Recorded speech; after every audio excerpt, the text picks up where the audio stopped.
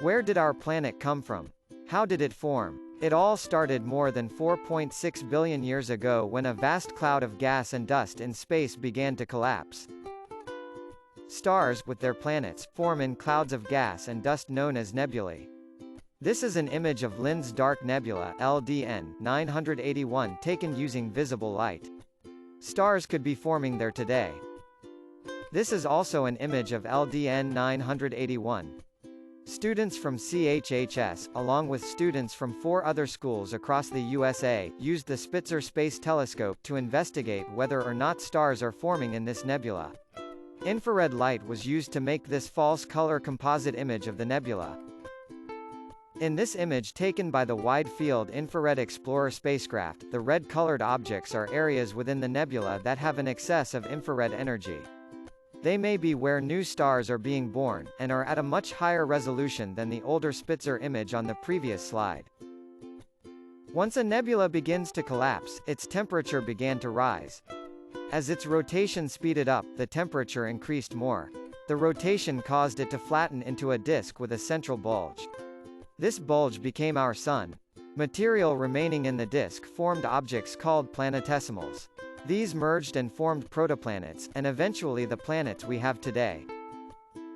As the Solar System formed, material orbiting the young Sun in a protoplanetary disk collected in dense pockets where protoplanets grew by collision and merger of small pieces of silicates, metals, and ices. This process of growth by collision is called accretion.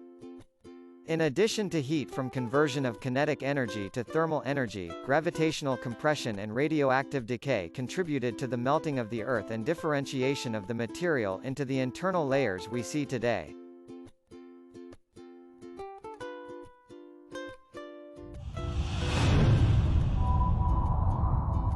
Our solar system is the region of space which falls within the gravitational influence of our Sun. The solar system is thought to have begun forming about 5 billion years ago from a giant spinning cloud of gas and dust.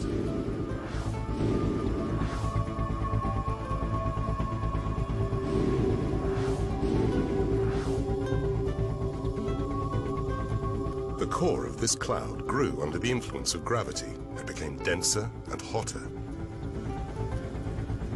As material fell towards the growing core, the cloud increased in speed and flattened into a giant spinning disk. Eventually, the increasing temperature generated enough energy to trigger nuclear fusion. This fusion marked the birth of our Sun.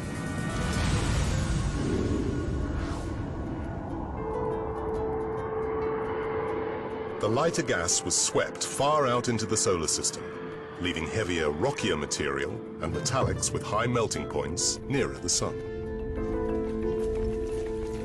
Molten metal and dust particles stuck together to form clusters, which in turn stuck together to form rocks.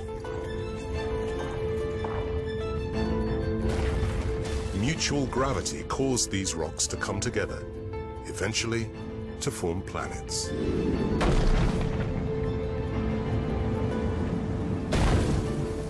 In the hot inner regions of the solar system, rocky planets with metal cores were formed.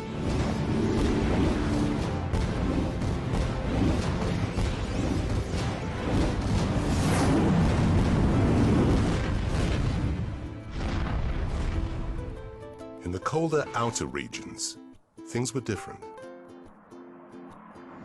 Further from the Sun, temperatures dropped. Water vapor condensed and turned to ice. This ice, combined with the vast amounts of gas blown away from the Sun, meant there was a lot more material here than in the inner regions. As huge cores of ice and metal grew, the gases swept away at the Sun's birth were attracted through gravity. When the accretion of most of the ice and gas was complete, we were left with the gas giants.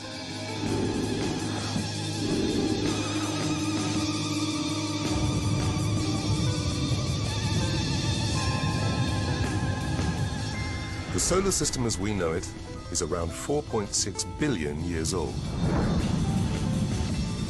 It's looking pretty good for its age.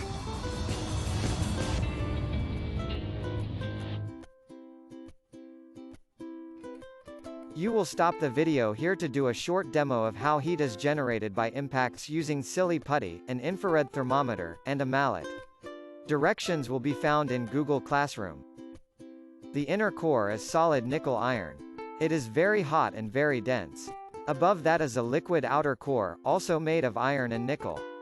It is a little cooler and a little less dense. Above the outer core is a layer of dense silicate rock called the mantle. Convective heat flow within the mantle brings heat to the crust. In the graphic shown here, the orange tadpoles are heavy elements sinking down to form the Earth's core. The blue tadpoles are lighter elements rising up forming the mantle and crust.